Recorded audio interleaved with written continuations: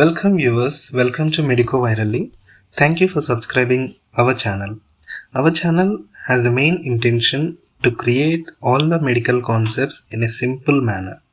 Because today we learn, after a week we forget. So this is the main problem of all the medicos in the world. So when we create the concept, when we link the concept to our real life, then we could not forget. The concept stays with you forever. In the same way, today we are going to discuss stromal tumors of the breast. This is the part 3 of the breast pathology.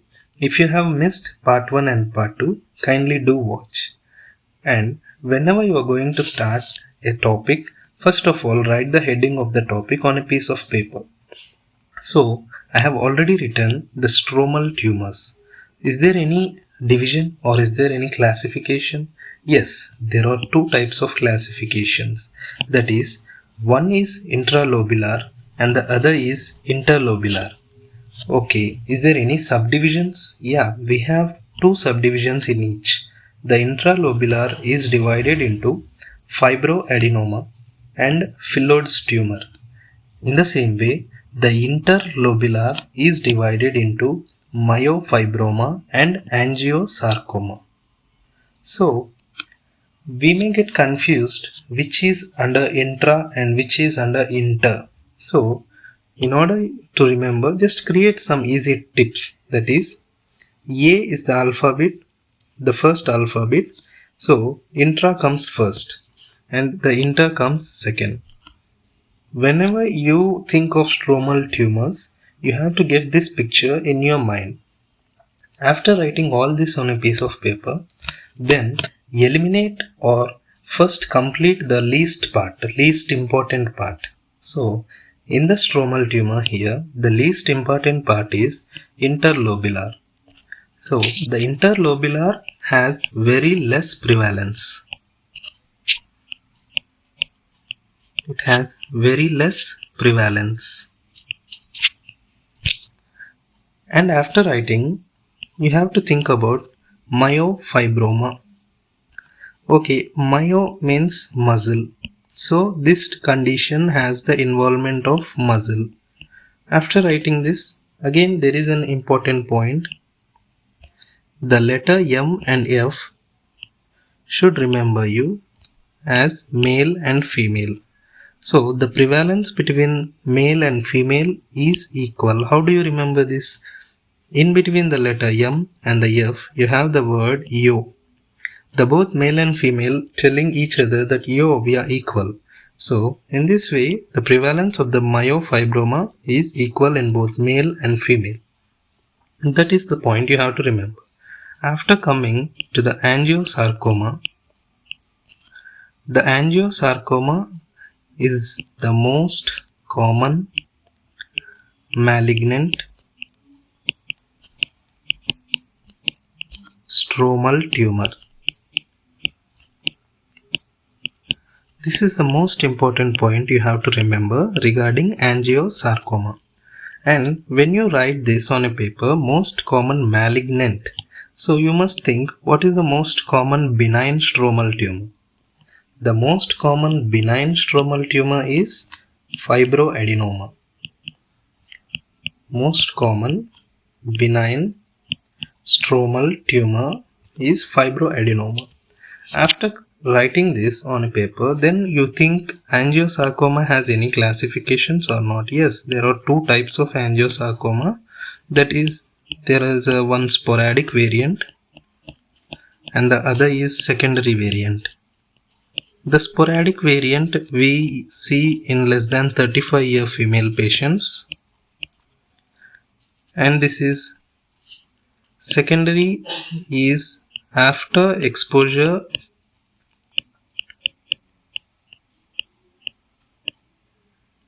to the radiation.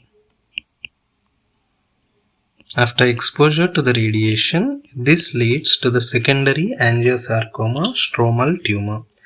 Coming to the sporadic variant, you just have to remember it causes in less than 35-year female patients. That's it. So the minor part is eliminated now and the major part comes now. That is the intralobular one. In the intralobular, we have two variants, fibroadenoma and phyllodes tumor. So, step by step, when we think about the fibroadenoma is also known as breast mouse. It has another name that is called breast mouse. When you think of the mouse, immediately you will think about the rat. So, I just have presented the image on the right side. This is the image of a funny rat here. When you see the rat, it has a well-defined margin. You all know that rat is freely mobile in your homes or some other places, and also it has a slit-like mouth. So all these points are related to our topic fibroadenoma also. So I have a small story to share with you, that is, when I went to a pharmacy, there I saw the rat. This funny rat was wandering and freely mobile in the pharmacy. After that, I was observing it was not going to one particular place. And I started thinking why it was not going. And I went there and saw there were few estrogen tablets there. So this rat was sensitive to estrogen and hence it didn't go to that place. In the same way, our fibroadenoma is also an estrogen sensitive tumor. In this way, when you think or relate the concept to some other story, then easily you could recollect all the information. The first point you have to remember about the fibroadenoma is it is an estrogen sensitive tumor. And this funny rat is an young female. This point must tell you that the fibroadenoma is caused most commonly in young female patients. Usually there was only single rat in the pharmacy. So most commonly the fibroadenoma is also single, and rarely it is multiple or bilateral. So why I have given the image of the pipe here is there were two variants of the fibroadenoma, that is one around the canal and one inside the canal, that is pericanaliculi, and the other is intercanaliculi. So when the rat is wandering or moving around the pipe, there is no compression of the pipe. So when the rat went inside the pipe, there was a compression. In the same way, the fibroadenoma, the pericanalicular variant, do not have any compressions, but the intercanalicular variant has compressions. So this is presented best in the following image. This is the intracanaliculi and the pericanaliculi images of the fibroadenoma.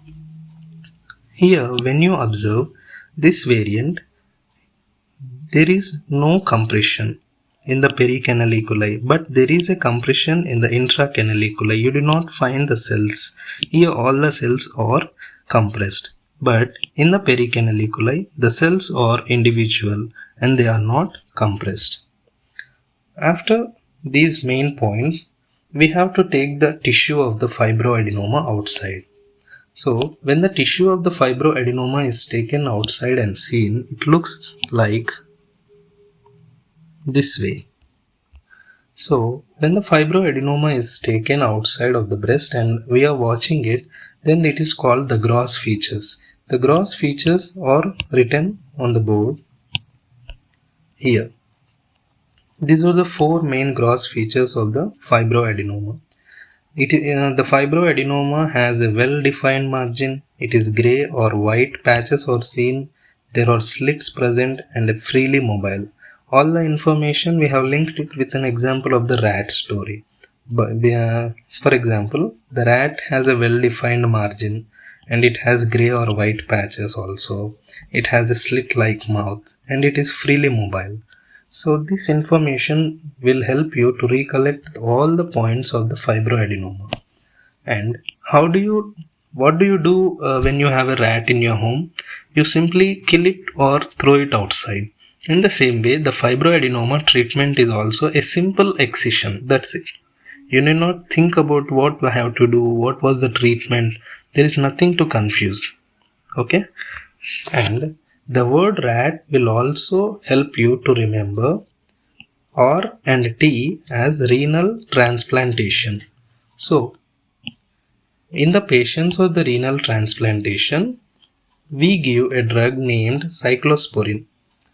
When the drug is given, this drug has a potential to cause bilateral or multiple fibroadenomas.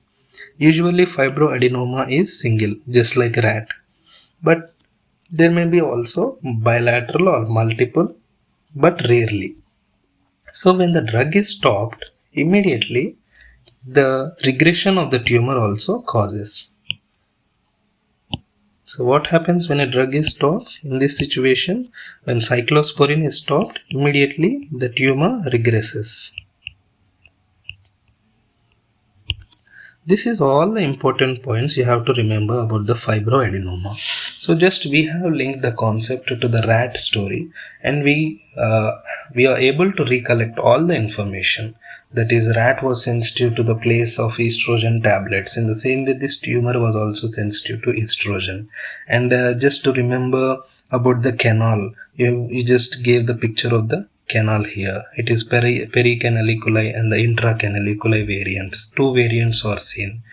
And this is all the information you have to remember. And the last one which we have left with is Phyllodes tumor.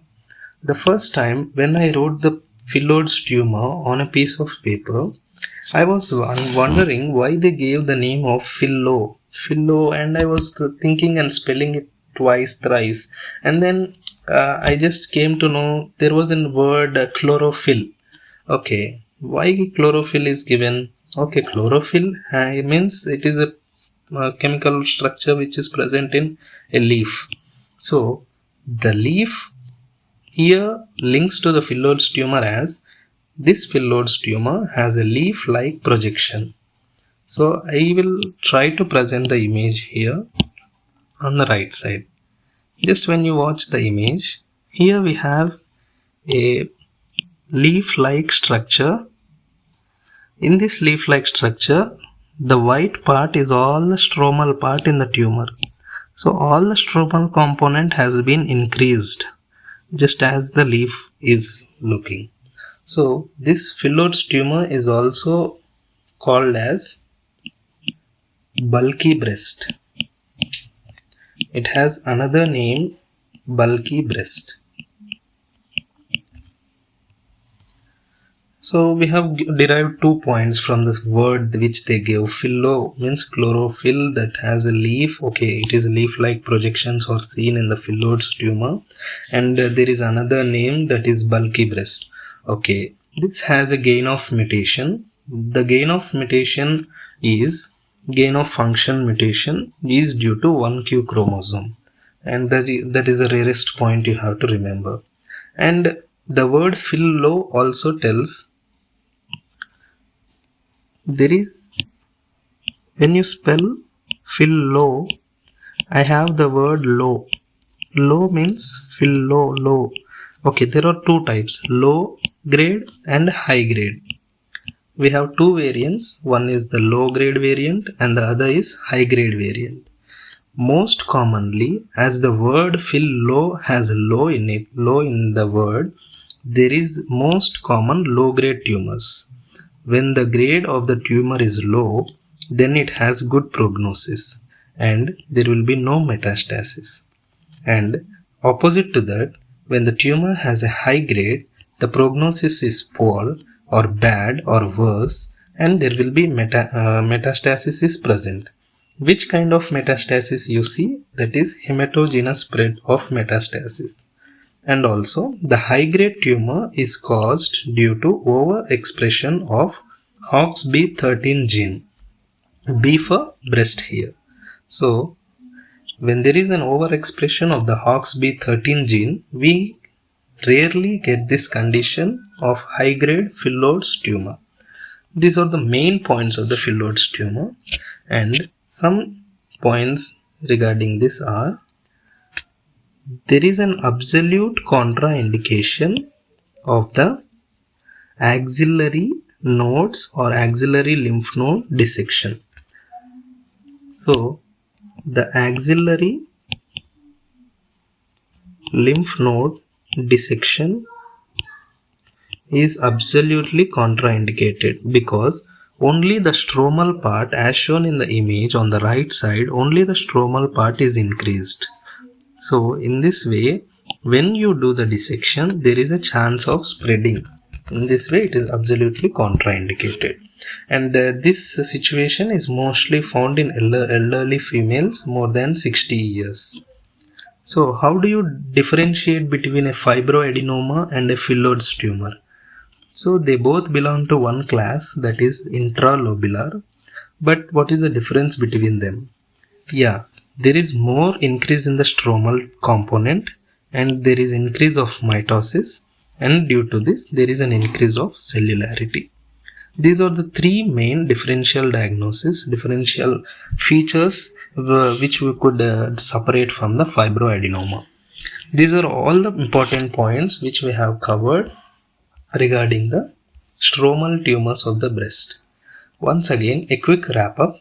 In the stromal tumors, we have two main components, that is intralobular, the A comes first, and which subdivides into fibroadenoma and phyllodes tumor. Fibroadenoma, just think of the rat, because it is also known as breast mouse, and when you think of the rat, you will just get the story of the pharmacy. Okay, estrogen sensitive tumor, well defined margins, etc., etc. And phyllodes tumor, just think of two important words. Phyll, it means chlorophyll, so leaf like projections are seen, and bulky breast, other name is bulky breast. And low, another one is low. Low means it has a low grade, it is most commonly low grade tumor and has best prognosis or good prognosis without any metastasis. Rarely it can change to a hard or a high grade tumor which has bad prognosis with a hematogenous spread of the metastasis. These are the points you have to remember. And the minor part is interlobular with myofibroma, male and female prevalence is equal, and angiosarcoma, most common malignant stromal tumor, and the most common benign stromal tumor is fibroadenoma. Hope all the information is clear. If there is anything to comment, please comment below. Thank you for watching the video. Kindly do share, like and subscribe to the channel.